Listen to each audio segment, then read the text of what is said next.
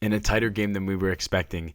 Indiana defeats Miami in the national championship. Carson Beck ends up throwing an interception on the last drive, pretty much to end the game. And really what I want to say about Indiana is just congrats. Congrats. This is one of the craziest turnarounds we've ever seen in college football, if not the craziest. If not the craziest. I mean, this is just ridiculous. Number one, to finish the season 16-0. To finish the season 16-0, to have this type of season, this is instantly the best team that we've seen since the 2019 LSU team.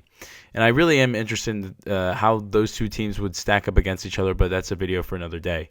But right now we're here to focus on the present. And again, the fact that they went 16-0. Mind you, all the hype last year where people were also then downplaying Indiana. I mean, again, I remember the narrative after they lost to Notre Dame last year in South Bend. Oh, this was just a kind of a not a one and done type of thing, but Cignetti and his group, they talked a lot of smack, and that's really all it is.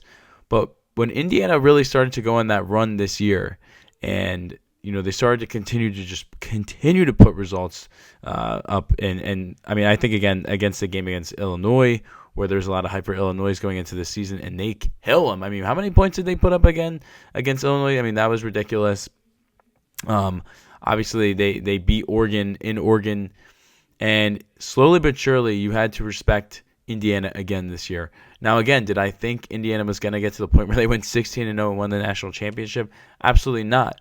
But again, things went their way, and they got it done. And I just want to give Cignetti and his staff and those players and the entire university their props because, again, this is one of the most wild things I think we've seen in sports. I don't think it fully hit me until I was watching the national championship. Even though, again, I've been watching college football all year. We saw what Indiana did last year, and we saw what they did, this year.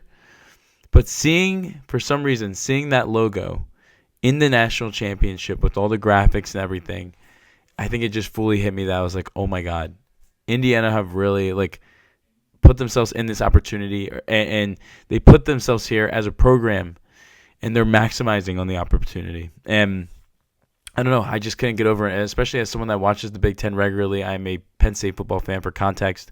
Again, I'm sure every other fan in the Big Ten can relate. Indiana, for the longest time, was just a team that you beat easily, a team that you never were really worried about. But the fact that they have now done this turnaround this quick in only 2 years, is just, again, incredible. And I want to give, again, Cignetti, the players, the staff, the entire university, all the donors, their props. Because this is one of the craziest runs we've ever seen in college football and in sports in general. And again, there's nothing you can say about Indiana. I mean, again, their run, they beat Oregon in Oregon during the regular season. And then eventually they go into the Big Ten championship against the Ohio State, the also current national championship at the time, or the current, championship owner. You guys know what I mean. They were the front runners at that point. And they beat Ohio State in Indianapolis. They beat them. They take them off their crown, at least for now, showing, hey, we got a new guy in the Big Ten. It's not one of the, the teams from the Pac-12. It's not Penn State. It's not Michigan. It's Indiana. And then we get to the playoffs. They play Alabama in the Rose Bowl, and they kill them 38-3. Then they go play Oregon, and they absolutely kill Oregon. They killed them. And that was the second time they played. The second time that they played. I mean, they killed them. That game was ridiculous. And then, of course, the national championship. And honestly, a more hard-fought win. They did still beat Miami. They beat Miami. Yes, it was a game-winning interception, but it doesn't matter because no one's going to remember this stuff in a couple years, even probably in a couple months. People aren't going to be thinking about this. All you're going to be thinking about is Indiana went 16-0, and they won a championship, a national championship. And I just want to, again, give Indiana respect for the run. It's not like it was some cupcake run where they got super lucky. No, this was a battle-tested, proven stretch, especially down the stretch. That was just ridiculous. The opponents that they had to play, and really the level of excellence that they achieved. Again, I think the most impressive game for me this entire run by Indiana it had to be the Oregon game, the second one. I mean, you put up 50 freaking points on Oregon. I thought that was going to be a game just because it was somewhat of a game in the regular season. But the level of domination that we saw from this team, I mean, numerous games again, even against Alabama, I mean, they just completely outclassed teams. They out-physical teams. They wanted it more in every single aspect. They looked more well prepared on multiple ends. We saw how good the special teams was for Indiana. The block punt against Oregon, the block punt against Miami as well in the national championship to really flip the game. Just so much again.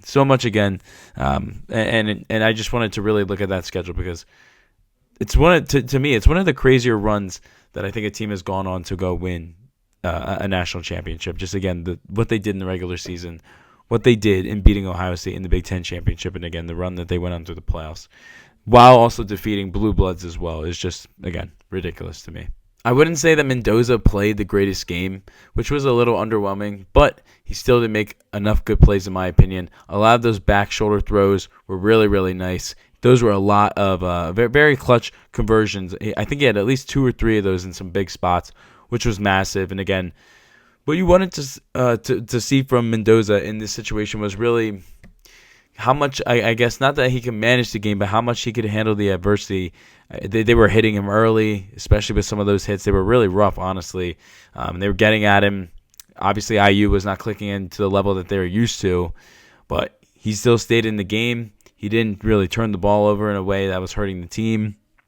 And again, of course, that fourth down run to ice the game. Mind you, when this was being called, and I want to be objective on my end, I was saying take the points. Signetti told me to shut up, and Mendoza told me to shut up. Signetti, one hell of a call, won you a national championship. But for the player to execute it and to evade multiple players on defense, to then break the tackle as well and get hit going into the end zone, that is what you want to see out of a franchise quarterback, and that's what you're going to get in Mendoza. I don't know how I feel about him as a whole. I do think he's going to be a good quarterback in the league. I just don't know about how good. Like, I don't know if I could see him being elite, but those are the things last night that you want to see, and really it's the Las Vegas Raiders. Let's keep it a buck. No one else is trading up for the number 1 pick. That's what you want to see if you're Vegas, and I know they were there yesterday, and again, you're just seeing the intangibles. Yes, was it his prettiest game? No. But you see how much of a gamer he is. He's willing to put his body on the line. He's able to take hits in the biggest moment. He's able to stay cool, not turn the ball over again in crucial situations. What else do you want out of a quarterback? And that's really what you want. So it was one hell of an audition. Again, it was not his best game by any means, but he still showed you some things. And that's really what you want to see out of a great prospect. Even in their more underwhelming performances, they still show you a lot of good. In this last segment, I just want to talk about where do we think Indiana and Miami are going when we kind of move forward and just look at the college football landscape in a year, 2 years, 3 years. I think Indiana is here to stay. I mean, the way that they have been winning, and as long as they continue to win, they're going to continue to get that NIL money. They have one of the biggest alums in the country, so they have people willing to pay. We'll see, again, how long this can go. But right now, it just seems like in general that the Big Ten and the north of the college football landscape are starting to win because these Big Ten teams have more money to play with because their alumni are getting better jobs, getting better positions, just overall doing better. And that's starting to translate now to college football. So I don't see why Indiana wouldn't continue to get these results. You now have won a national championship. That guy pretty much will be coaching there for the rest of his life. And we'll see. He can continue to build up the program in his eye. Again, you had a lot of things go right this way, but, man, I'm very interested to see what Indiana look like moving forward. And then on to Miami. I think Miami's here to stay. Look, the ACC is extremely open right now. Clemson has really kind of taken a dip. They have not fully embraced the transfer portal, and it's killed them the last couple of years. We'll see what happens with Virginia Tech, just because, again, they're starting to build some things with Franklin, but we have to actually see it on the field. We have to see if the transfers and the recruits actually translate to a winning program, and he's going to have to build that up. But I think this is, Miami's ACC to really kind of play around in for a little bit. They're going to get a ton of money, I think, from even just going to the national championship, and it's all going to them. Continue to reinvest in your program. Continue to recruit in South Florida. And I don't see why Miami can't be either in this position again or in a similar position at least. And consistently what that program needs is to be in the playoff every year. If they can do that and they can start running the ACC, I think Miami are in for a very, very good couple years moving forward. That's all I had in this one. Was honestly pretty happy that the national championship was closer. I didn't think it was going to be that close. So, hey, I'll take it from an entertainment standpoint. But overall, I enjoyed the game. And if you like this video, feel free to give it a like. If you're interested in any other college football content, feel free to subscribe. Drop any thoughts down below in the comment section. My TikTok will be in the description. And if you made it this far in the video, I greatly, greatly appreciate you. And I'll see you guys on the next one. Peace, guys.